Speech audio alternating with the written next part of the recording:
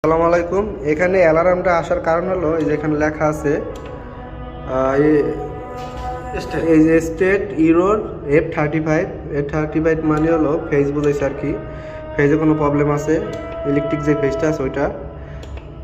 আমি তারপর চেক করলাম, চেক করার পরে দেখতেছি আমার প্যানেল ভোল্টেজ একে আমার দেওয়া নাই, দুয়ে আছে এই যে পিভি 831 ভোল্টেজ।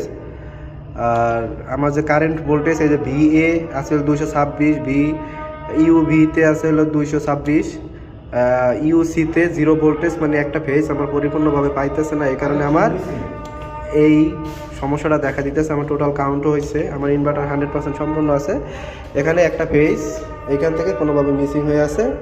এটা একটু আইডেন্টিফাই করলে সমাধান হয়ে যাবে আর কি।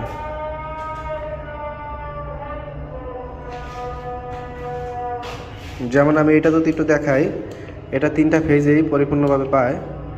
এটা হলো প্যানেল ভোল্টেজ, এই যে V1 228, V2 এই যে 228, এই যে ইউসিবি 229, এটা ঠিকভাবে পাইছে কিন্তু ওইটা পায় নাই।